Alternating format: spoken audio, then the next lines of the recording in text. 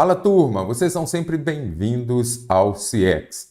Sou o Mestre Mário e hoje trago uma aula para vocês da banca Nosso Rumo. Vamos compreender como essa banca cobra os assuntos de português.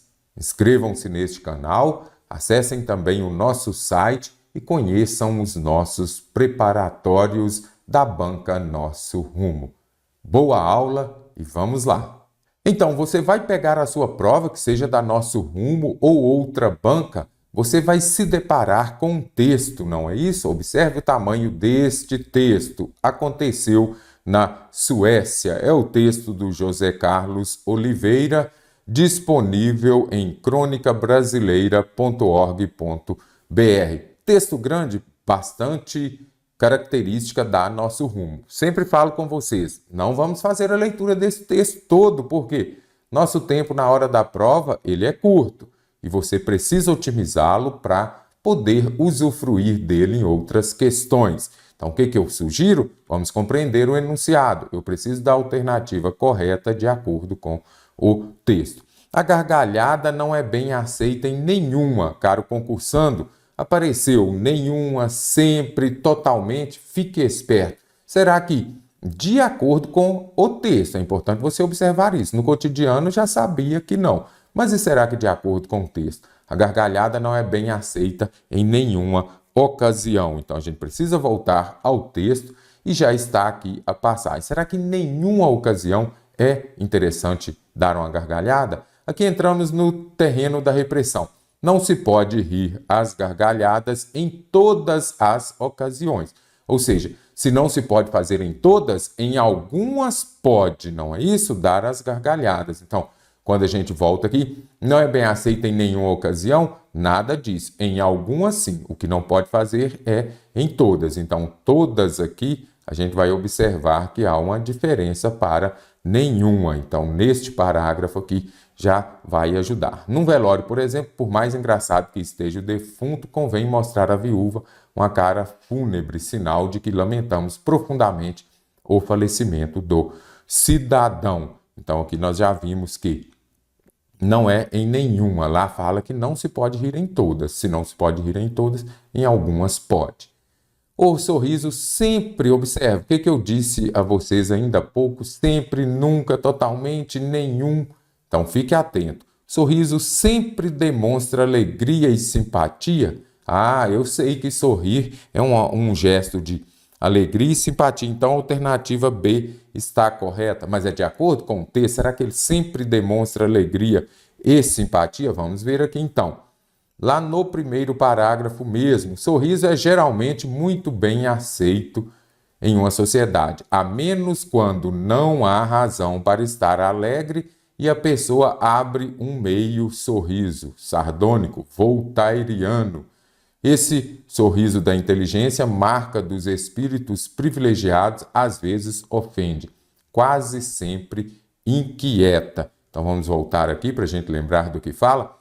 O sorriso sempre demonstra alegria e simpatia. Acabei de ler para vocês que nem sempre, observe aqui, esse sorriso da inteligência, marca dos espíritos privilegiados, às vezes ofende. Então, o sorriso inquieta, o sorriso também ofende. Então, sempre demonstra alegria e simpatia. Ah, eu achei que sim. Você não tem que achar, você tem que voltar ao texto e achar no texto. Sorriso pode ser mal interpretado dependendo da circunstância. Será que sim? Será que nós podemos observar isso aqui no texto? Observe aqui. Pode ser mal interpretado quando a gente volta aqui. Observe aqui, vamos voltar só mais um pouquinho aqui. Perguntará ao leitor, e por quê? Respondo que essa digressão me pareceu necessária a compreensão do caso que segue, o caso do soldador Bossi. Então, qual que é o caso? Aconteceu na Suécia, é o mesmo título do texto. Há na Suécia uma cidade que em 1968 foi eleita a cidade mais desagradável do mundo. Que desagradável, né? Do recorte que me entregaram, tirado de um jornal sueco e com a respectiva tradução, consta apenas que essa eleição foi patrocinada por uma revista semanal. Mas no outono de 1970, o soldador, observe aqui, atravessava a praça grande de Exjo. Grande da cidade mais desagradável do mundo. Riu-se às gargalhadas, observe aqui. riu-se às gargalhadas. Era o chamado riso insopitável, provocado por uma especulação qualquer de seus humores sem relação com a paisagem e a população notoriamente chatas de Exjo. Na primavera de 71, que agora o soldador foi julgado e condenado a pagar uma multa de 50 coroas ao governo sueco. A rubrica concursando, rubrica, não tem nada de rúbrica não, da condenação foi conduta capaz de despertar aborrecimento e irritação, ou seja, o riso dele causava aborrecimento e irritação. Foi uma grande gargalhada tensa e espremida, declararam os queixosos, que se encontravam todos na Praça Grande, na célebre manhã em que o soldador por lá passou. Então ele foi condenado porque ele riu. Quando se abria naquela gargalhada, o senhor Gustafsson levantava os braços acima da cabeça e batia as palmas das mãos nos joelhos. A gente ri muito assim, né? Várias vezes. A risada incomodou terrivelmente os moradores em volta da praça. Todos os que se achavam na praça olharam para o senhor. Portanto, na cidade mais desagradável do mundo é proibido rir, o que não deixa de ser engraçado, né? Quá, quá, quá, quá. Então, quando a gente volta aqui, o riso pode ser mal interpretado dependendo da circunstância. Acabei de ler para vocês, na cidade mais desagradável do mundo é proibido rir, ou seja, ele foi mal interpretado. O trabalho do humorista é unicamente, observe aqui, nosso rumo dessa vez ajudou bastante. Unicamente, sempre, nunca, nenhum, todos. Aí eu venho aqui e descarto. É unicamente fazer o povo rir, será que é isso mesmo? Só serve para rir o humorista, gente? Nada disso, né? Observe aqui, no quarto parágrafo. Riso e repressão, todos sabem, vivem brigando, pois o riso é uma arma. Os humoristas derrubam tabus, preconceitos, desnudam injustiças. Pronto, não vou falar mais nada. Dessa vez não vou mesmo, descartei a alternativa D. Já vi os outros objetivos. O riso não é motivo de incômodo? É motivo de incômodo, sim. Acabei de ler, inclusive, na alternativa C, que o riso incomoda. Então, este não aqui não pode ser empregado aqui.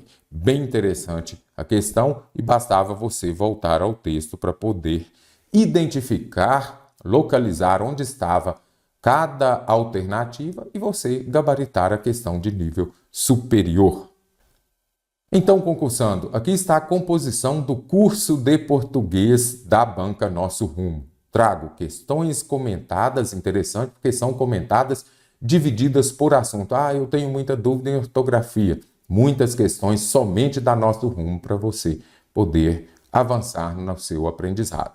Aulas teóricas contemplando todos os assuntos do edital. Temos lá provas também resolvidas nos anos de 2022, 2023 também, e também trago simulados específicos.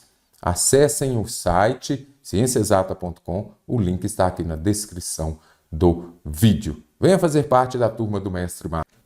A cenário alternativa que apresenta um sinônimo da palavra insopitável, hein? E agora? Não sei. Se você não sabe, o que você vai fazer? Você vai voltar ao texto.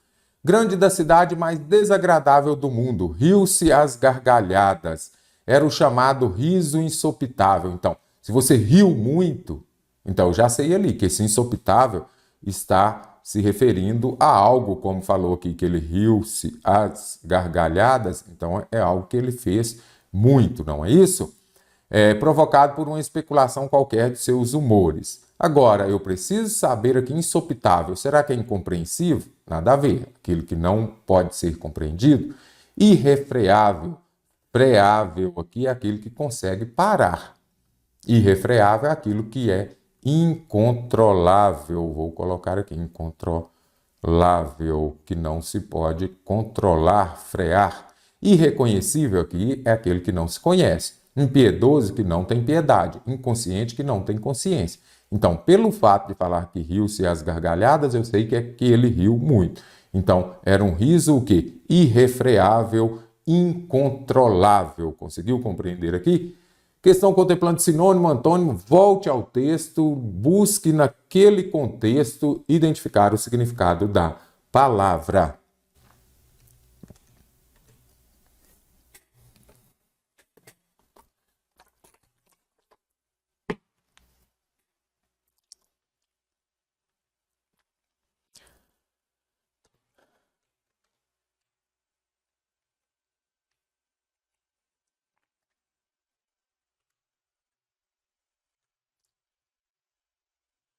Assinale a alternativa cujo uso da crase na frase retirada do texto está incorreto, conforme a norma padrão da língua portuguesa. Caro concursando, você não pode errar questão sobre crase. Então, pegou a sua prova, não vou fazer isso aqui, mas você já vai escrever não. Quando você não usa crase? Antes de nome no masculino. Se você usar crase antes do nome no masculino, você só vai andar a pé e comprar a prazo porque não passou no concurso. Então, não uso crase antes de nome no masculino. Antes de verbo no infinitivo, a partir, as bancas ainda colocam. Obviamente, não pode usar. Não uso crase no singular, antes de palavra no plural, nem a pau, Juvenal. Não pode mesmo. Fique atento a isso. Não uso crase antes dos artigos indefinidos, antes dos pronomes. Crase antes de pronome eu não uso, exceto o pronome relativo a qual. Antes disso, é importante a gente observar. Vou marcar aqui primeiro. De repente, a consciência, observa aqui, mostrar à viúva alguma coisa, necessária a compreensão, eu preciso da alternativa incorreta, não é isso? Riu-se às gargalhadas, da mesma forma com a gargalhada solitária. Então, primeiro ponto, você precisa observar que a crase é a junção da preposição a, exigida pelo termo anterior, mais o artigo definido feminino que vem acompanhando o substantivo também no feminino. Então, quem vai a, mas o a de praia vai dar a com acento indicativo de crase. Ah, mestre, se eu substituir por uma masculina, aí e der ao, eu vou usar crase. Fui ao clube, fui à praia. Fui à praia, tem crase. Preciso da alternativa incorreta.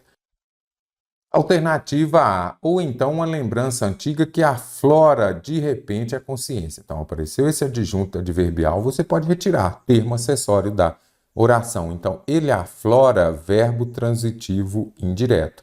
Vai exigir a preposição a, mas o a de consciência deu a, com acento indicativo de crase. Então, a alternativa A está correta. Aflorar no sentido de voltar à superfície, de retomar, de voltar à mente aqui, verbo transitivo indireto. Convém mostrar à viúva uma cara fúnebre. Então, você mostra alguma coisa, uma cara fúnebre, a alguém, então, que é objeto direto, a viúva, objeto indireto. Objeto indireto é aquele que não vem acompanhar, ou melhor, objeto indireto é aquele que vem acompanhado de preposição. Então, a alternativa B está correta. Observe isso aqui. Eu mostrei o que? A alguém, você mostra alguma coisa, a alguém, mas o a de a viúva deu a com acento indicativo de crase. Respondo que essa digressão me pareceu necessário. Pareceu, se é necessário a alguma coisa, mas o a de a compreensão é necessária ao ato de compreender. Então, a alternativa C também tem crase. Atravessando a praça grande da cidade, riu-se às gargalhadas. Como ele riu às gargalhadas? Então, aqui eu tenho o quê? Uma locução adverbial. As locuções adverbiais vêm acompanhadas, elas vêm com crase. Então, eu apareço lá, as gargalhadas, à noite, à tarde, à toa, todas aqui com crase. No ônibus, se você lembra um episódio hilariante de algum filme ou livro, cuidado com a gargalhada. A alternativa é errada, porque se você tem cuidado com o ato. Não deu ao, não uso crase. Por que eu não tenho crase? A crase, como eu disse, é a junção da preposição mais o artigo definido feminino. Só que antes dessa preposição, eu já tenho a outra preposição. Então, eu teria duas preposições? Jamais. Então, o correto aqui seria com a gargalhada solitária. Por isso que a alternativa E está errada. Leia a frase abaixo retirada do texto. Gustafsson levantava os braços e batia as palmas. Sobre esses verbos é correto afirmar. Então, será que estão conjugados no pretérito imperfeito do indicativo ou do subjuntivo? Apenas um verbo no modo indicativo, pelo menos um verbo conjugado no modo subjuntivo, há pelo menos um verbo no pretérito perfeito do indicativo. Primeiro ponto aqui, o que é mais importante nesta questão? Você precisa se lembrar de que a diferença entre pretérito perfeito e pretérito imperfeito. Pretérito perfeito é uma ação, vamos procurar aqui. Pretérito perfeito, aí você já vem aqui e coloca ação acabada no passado. Então, eu estudei, eu fiz só uma vez. Já pretérito imperfeito do indicativo é uma ação que se repete, é uma ação repetida no passado. Observe a diferença. Eu estudei português e eu estudava português. Estudei e acabou. Eu estudava é algo que era recorrente, ocorria mais vezes. Todos os verbos estão conjugados no pretérito imperfeito do indicativo. Corretíssimo, eu levantava, então eu repetia essa ação. Subia, levantava e baixava.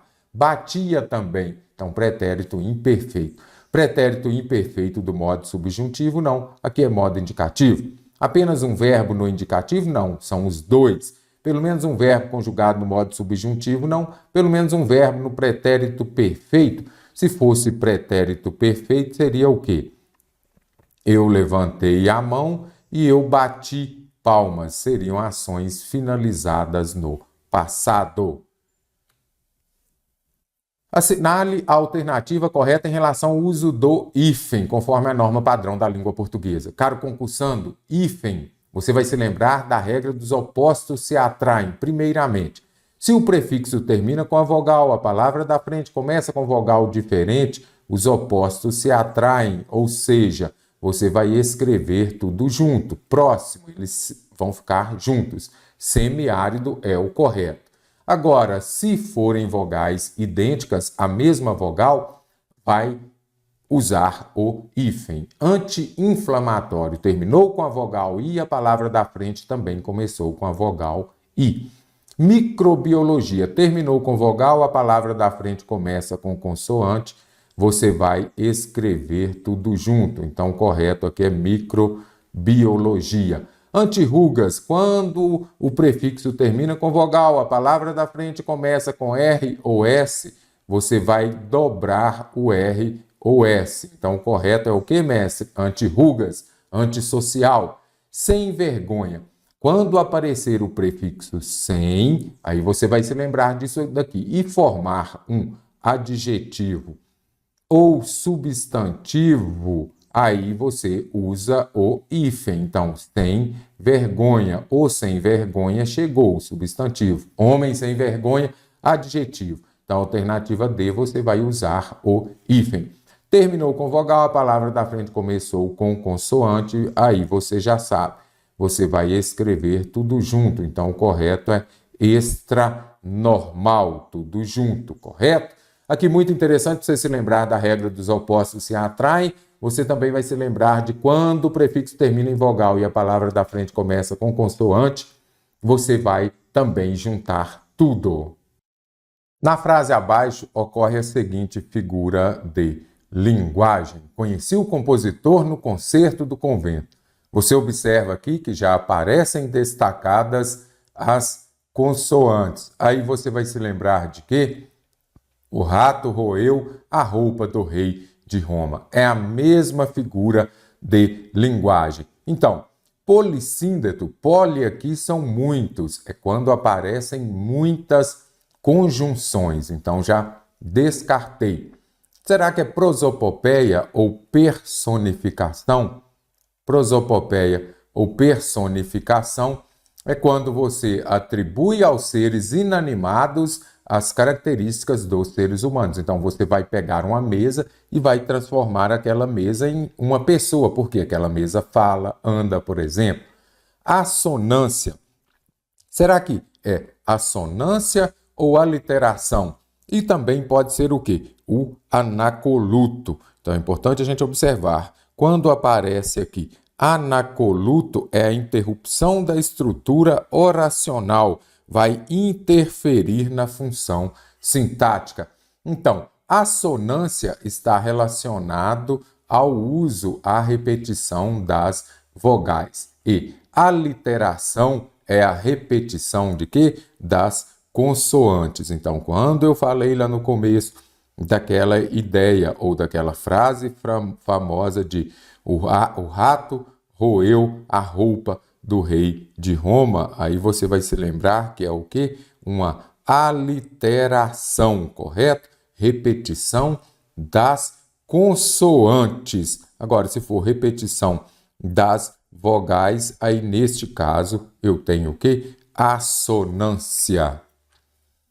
É o vício de linguagem que corresponde à inadequação sintática. E agora, hein? Vício de linguagem também presente. Não são muitos, é importante você memorizá-los. Inadequação sintática referente a concordância, regência, colocação e má estruturação. Será qual, então? Quando se refere à parte sintática, concordância, regência, colocação, qual é o vício de linguagem? É isso que a gente precisa ver aqui. É o que? Solecismo. Ele está relacionado ao desvio da sintaxe, correto? Olha lá em cima, justamente, olha lá, inadequação sintática, sintaxe. Então, aqui, solecismo. Preciosismo, eu tenho o quê? Uma linguagem rebuscada. Ah, mas que preciosismo! Então é porque fala com aquela linguagem mais difícil. E aqui nós temos o quê? Paraquema ou parequema, não é isso? Está se referindo aos sons idênticos entre as sílabas. Então aqui também é um vício de linguagem. Se eu falar, por exemplo, esta tarefa de hoje, esta tarefa, então aqui seria um parequema. Barbarismo, barbaridade, aqui está relacionada aqui aos erros de ortografia. Barbaridade, barbarismo.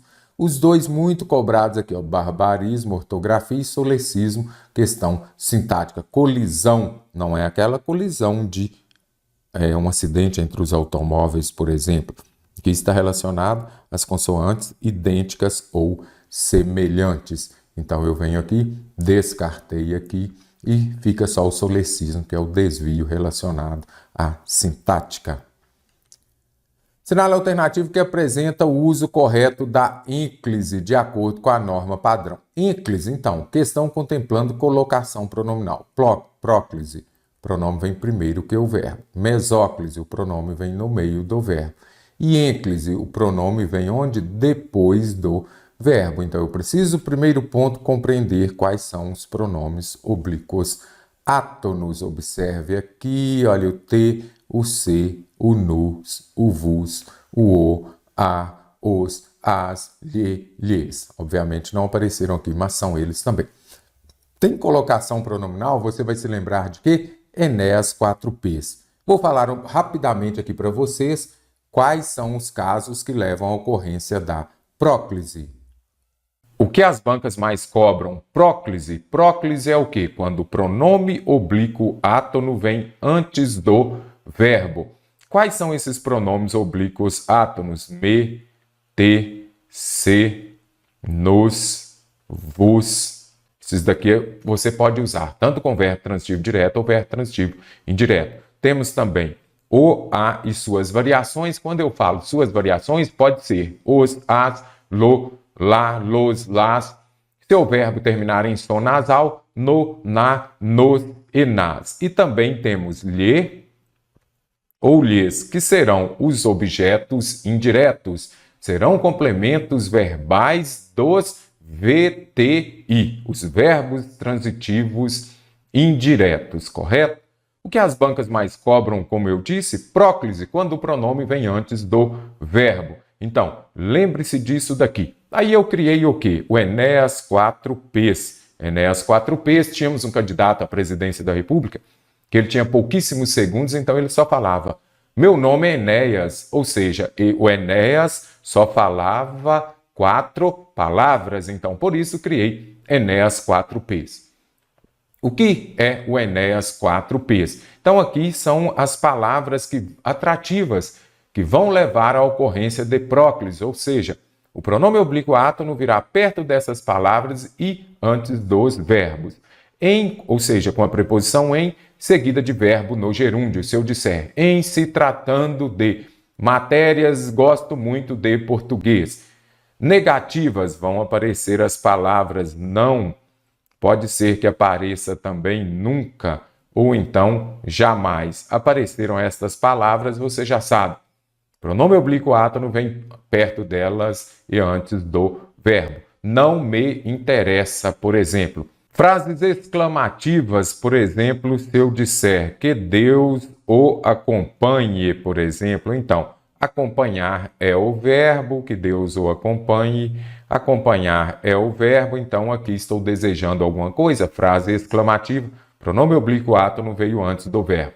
Advérbios, as bancas cobram muito, fique atento, ou seja, se tem um advérbio, o pronome oblíquo átono virá perto dele e antes do verbo. Ainda ou então, se eu disser não ouvi, por exemplo, ainda o conheci, ainda não o conheci. Então aqui, apareceu o advérbio, você já sabe.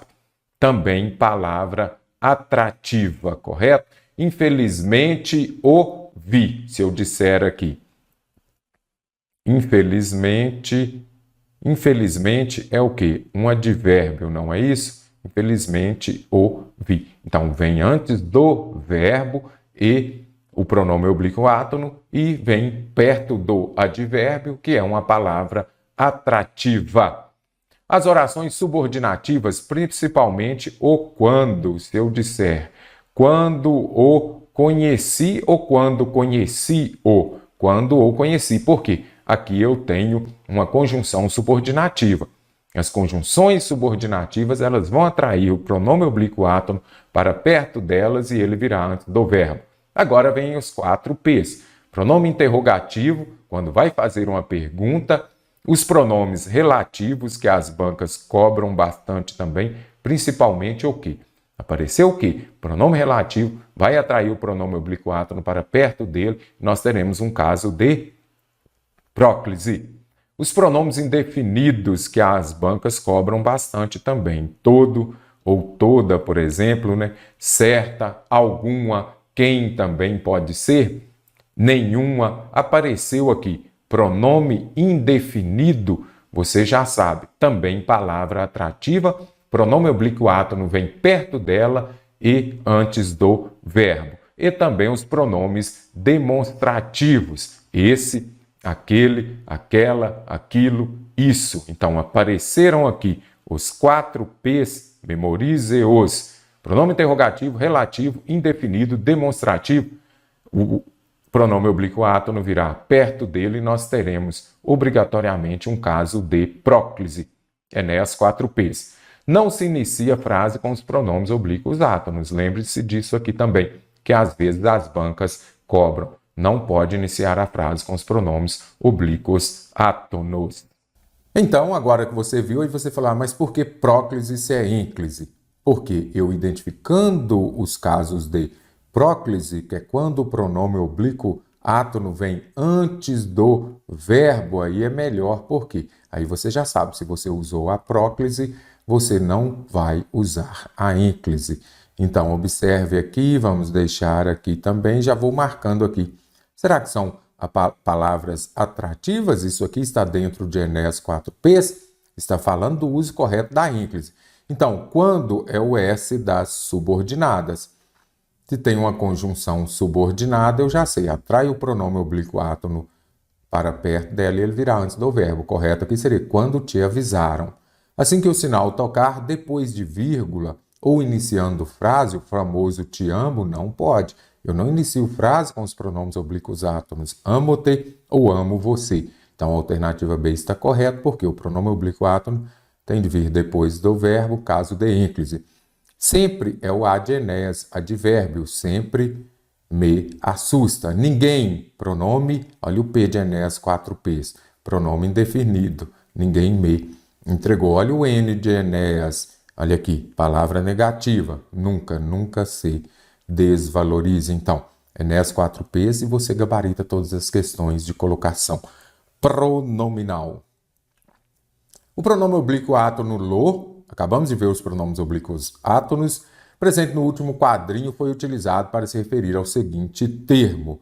Observe aqui. Se o dia está tão lindo assim, por que os coelhos não podem aproveitar o quê? Aproveitar o dia, elemento coesivo aqui. Para evitar a repetição, observe, ficaria chato, né? Se o dia está tão lindo assim, por que os coelhos não podem aproveitar o dia também? Então, eu venho aqui para evitar essa repetição, eu utilizo esse elemento coesivo, os pronomes oblíquos átonos. Agora, ele está substituindo o quê? Não podem aproveitar o dia. Simples, né? Mesmo questão de nível superior aqui, foi fácil identificar. Ele vem para evitar a repetição e vai substituir o substantivo dia. Sobre o discurso indireto, e agora em discurso indireto, é correto afirmar que o narrador reproduz fielmente as falas dos personagens. Quando ele reproduz aqui fielmente, é o discurso direto. Então, nós vamos ter lá nesses discursos diretos, no discurso direto, os dois pontos, mais o travessão, aspas, exclamações. Então, já descartei as duas alternativas. Isso daqui é discurso direto. João disse, dois pontos, traga-me o bolo. Aí é discurso direto quando a fala da personagem é reproduzida de maneira fiel. João diz, traga-me o bolo. Quem falou isso? João. Deve ser narrado em primeira pessoa, também discurso direto, que você reproduz a fala da personagem, se é a fala da personagem. Ela falando, sou eu. É geralmente escrito em terceira pessoa, discurso indireto. De modo que o narrador interfere na fala da personagem, corretíssimo. Ele vai interferir na fala da personagem porque eu vou reproduzir a fala dela, mas não é feita de maneira fiel, como fala aqui na alternativa A. É uma junção dos discursos direto e indireto livre. Muita gente, ou alguns, não observaram ainda o que é o discurso indireto livre.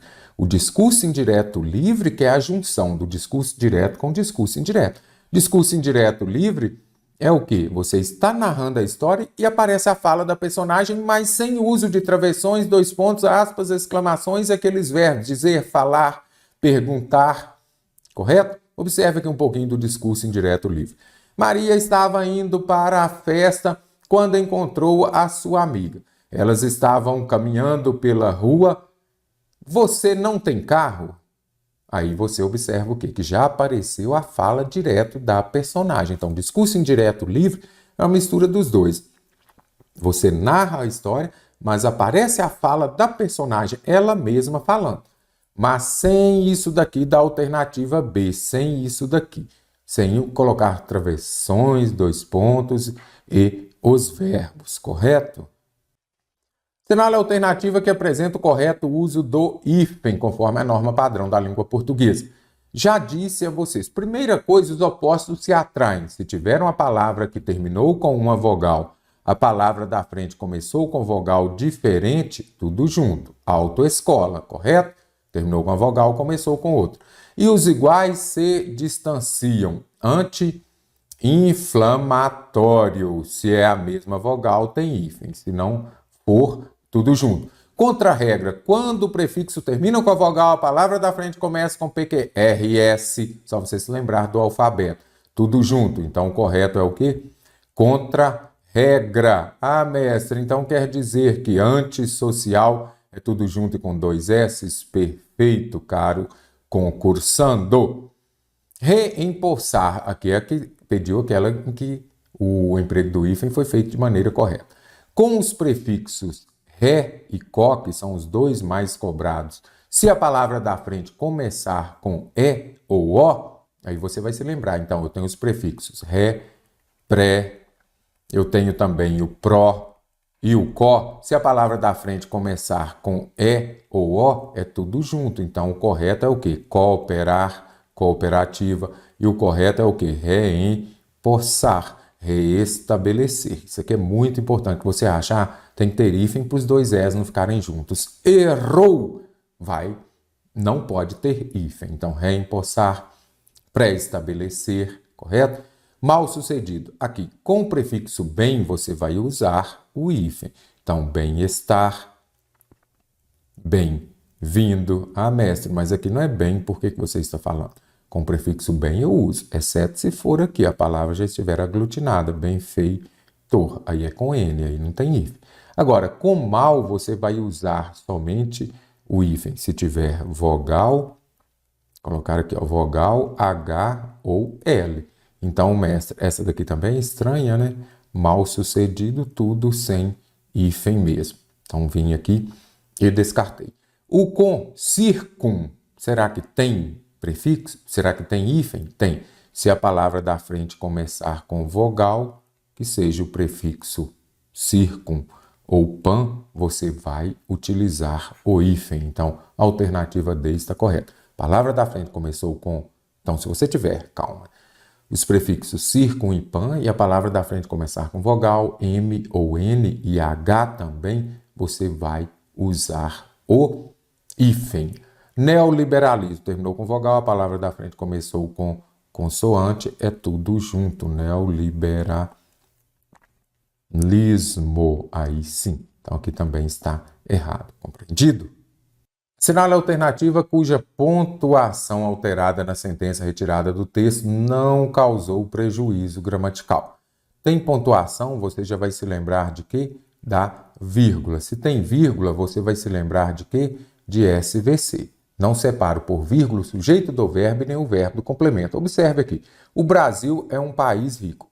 O que é um país rico? O Brasil, sujeito, e aqui o verbo de ligação. Então está errado, não pode ter a vírgula. As notícias que chegam. O que chega? As notícias, sujeito e verbo, também não pode ter vírgula. Se há tantas, há o quê? Verbo e complemento. Então aqui eu tenho um verbo transitivo direto e um objeto direto. Entre o verbo e o complemento não pode ter vírgula. O doutor Xisto Beldroegas, funcionário respeitável do governo. Quem era o doutor Xisto?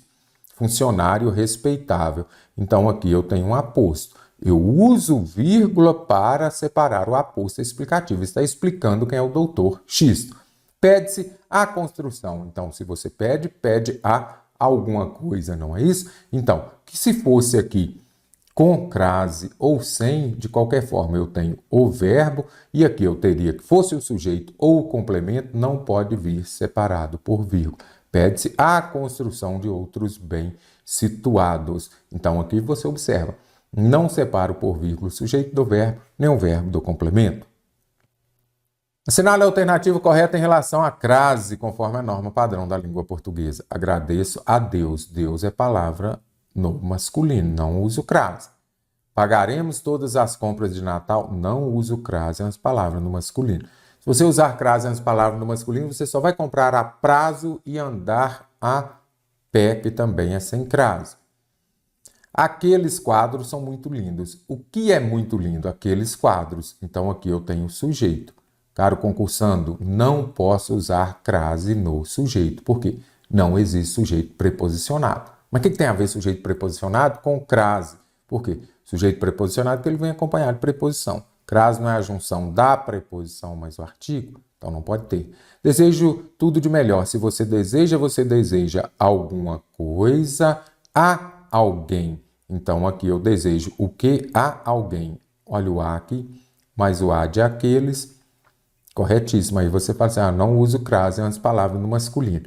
Mas antes de aquele e aqueles, você pode usar esses pronomes demonstrativos. Olha aqui, a pé, não uso crase, palavra no masculino. De acordo com o texto, vamos marcar a alternativa correta. Aqui nós temos o texto, ele fala da fuga. É um texto do Fernando Sabino, é uma crônica. Crônica é um relato de uma ação corriqueira que ocorre no dia a dia. Então vamos, caso queira, pode parar o vídeo, fazer a leitura e vamos às alternativas. O conflito de gerações impediu que o pai entendesse a mensagem do filho. Mal o pai colocou o papel na máquina, o menino começou a empurrar uma cadeira pela sala, fazendo barulho infernal. Para com esse barulho, meu filho. Com 3 anos já sabia reagir como homem ao impacto das grandes injustiças paternas. Não estava fazendo barulho, só estava empurrando uma cadeira. Pois então para de empurrar a cadeira, eu vou embora, foi a resposta. Distraído, o pai não reparou que ele juntava a ação às palavras no ato de juntar do chão suas coisinhas.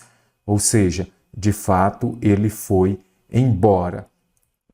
Na alternativa fala que o conflito de gerações, não é o conflito de gerações que fez com que o pai não entendesse a mensagem do filho. Foi simplesmente pelo fato de ele não dar valor àquilo. Ele falou, vou embora. O pai não acreditou que ele fosse. A culpa de o garoto ir embora, em parte, foi da mãe, que não se pronunciou. A mãe não aparece na história, então ela não tem culpa. Ela não estava naquele momento. A culpa dele ter ido foi a questão do pai ficar distraído. O garoto foi embora porque estava entediado? Não, ele não estava entediado. Ele tinha apenas 3 anos. Então, o que observa aqui? Foi pelo fato, como fala aqui, dele se sentir injustiçado e não entediado. Então, descarta. Para o garoto, empurrar a cadeira não fazia barulho. Vamos ver? Pare com esse barulho, meu filho. Com 3 anos já sabia reagir como homem ao impacto das grandes injustiças. Não estava fazendo barulho, estava só empurrando uma cadeira. Então, para o garoto empurrar a cadeira não fazia barulho, ficou claro lá no texto. O menino só fugiu pelo fato de o pai ter sido negligente. O pai não foi negligente, tanto é que após ele perceber que o filho fugiu, ele foi atrás, saiu perguntando às pessoas. Ele não foi negligente, ele estava distraído. O humor da tirinha se dá onde temos o humor. Ei, mãe, eu vou fazer parte da peça da escola. Eu vou ter uma fala e tudo mais. Isso é maravilhoso, Kelvin. É uma grande peça dramática. Minha personagem vai fazer todo mundo ficar em lágrimas até o fim do 2º ato. Qual é a peça? Nutrição e os 4 grupos alimentares. Eu sou a cebola. Aqui está o humor.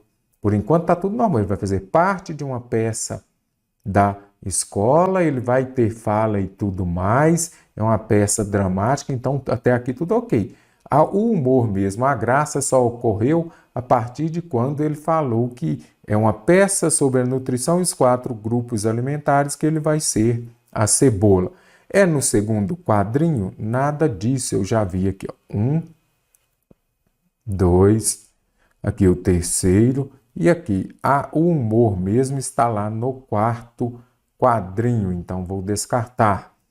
Com a pergunta da mãe, não, o humor está com a revelação do nome da peça e principalmente do papel dele, que ele vai ser uma cebola. Aqui está presente o humor da tirinha. Olimpíada de Língua Portuguesa premia do estudante de 12 estados. É um texto da Agência Brasil. Então vamos ver, de acordo com o texto, é correto afirmar que as Olimpíadas acontecem anualmente. Será que é anualmente? Precisamos ver. A Olimpíada, um concurso bienal de produção. Bienal a cada 2 anos. Então já venho aqui e descarto. A produção de textos nas Olimpíadas engloba textos dissertativos e também jornalísticos. Será que sim? Então vamos ver. É destinado a alunos matriculados em escolas públicas de todo o país. As categorias são poema do 5º ano, memórias literárias, crônica é texto jornalístico, sim, documentário também, artigo de opinião. Mas não fala de textos aqui dissertativo. Mas o artigo de opinião é um texto argumentativo. Uma coisa é você trazer argumentos e outra é você dissertar. Então, textos dissertativos, não. Jornalísticos, sim. A complexidade da produção de texto é crescente conforme a idade, sendo o poema o gênero mais complexo. Ok, é crescente? Será que essa dificuldade é crescente? Primeiro, é o poema, de fato, sim, 5º ano. Memórias literárias, 6º e 7º. Crônica é o 3º. E depois vem documentário e também artigo de opinião. Só que na alternativa fala que essa complexidade é crescente. Onde fala? Ok, a idade é crescente, mas a complexidade, em momento nenhum, fala lá que é mais fácil e depois só vai dificultando, não.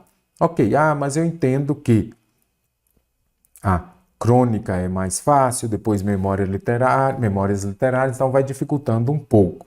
Mas no texto fala que o poema é o gênero mais complexo, não traz essa informação no texto. O estado de São Paulo ficou entre os 5 mais bem colocados, será? Dos estados do país, Minas Gerais e Ceará foram os estados com mais vencedores. Então, primeiro e segundo, 3 cada um. Seguidos de São Paulo aqui está em terceiro. Ah, mas aqui os dois empataram em primeiro, não tem problema. Mas o próximo é o terceiro. Então, São Paulo ficou entre os 5, porque ele é o terceiro. Então, está correto. Nordeste contou com diversos estados, sendo Pernambuco o que mais se destacou. Será que foi Pernambuco mesmo? Nada disso. Minas Gerais e Ceará. Ceará e Nordeste. O que mais destacou foi o Ceará, nada de Pernambuco. Leia a oração retirada do texto. Naquele dia, no meio do jantar, eu contei que tentara. Então, quando os verbos terminam em "a", você tem o quê? O pretérito mais que perfeito. Pretérito mais que perfeito é aquela ação no passado que ocorre antes de outra também no passado, correto? Então, aqui nós temos o pretérito mais que perfeito, uma ação que ocorre no passado antes de outra também no passado. Nós vamos marcar a alternativa que apresenta um verbo ou uma locução verbal, dois verbos juntos, no pretérito mais que perfeito. Eu já tinha chegado ao evento quando o show começou. Então, tinha chegado aqui, nós temos o quê? Uma locução verbal. Ocorre antes de outra ação no passado, quando o show começou. Ok. Então, primeiro ele chegou, depois o show começou. Então, a ação que ocorre no passado antes de outra também no passado. Então, aqui nós já vimos que nós temos uma locução verbal, tinha chegado, pretérito mais que perfeito. Ele teria ido, o teria aqui, eu já vi que o teria é no futuro do pretérito. Se é futuro do pretérito, não é passado. Eu tenho é presente, eu tenho estudado demais. Então, aqui está mais para presente perfeito. Espero que você tenha estudado, que eu tenha, que tu tenhas, que ele tenha. Então, aqui eu já vi que está no presente do subjuntivo. Não é passado, não é pretérito. Estava muito cansado para ir ao coquetel. Estava, então eu já sei que está no pretérito, mas não está antes de outra ação que também ocorria no passado. A única pretérito mais que perfeito é a alternativa A. Após uma longa pesquisa, especialistas identificaram o pequeno primata. Com base na regência do verbo destacado, vamos marcar a alternativa correta. Eles identificaram o quê? Regência tem o de saber transitividade verbal. Verbo transitivo direto, o pequeno primata, objeto direto. Então, vamos marcar a alternativa correta. É verbo de ligação? Não. Verbo de ligação, predicado nominal. Aqui nós não temos um verbo de ligação. Verbo intransitivo é aquele que não pede complemento. Transitivo direto, certinho, por quê? Eles identificaram o quê? Verbo transitivo direto. Transitivo indireto é aquele que vem acompanhado por preposição. E verbo transitivo direto e indireto é quando ele tem dois complementos, um objeto direto e um objeto indireto. Então, aqui eu já vi que é um VTD.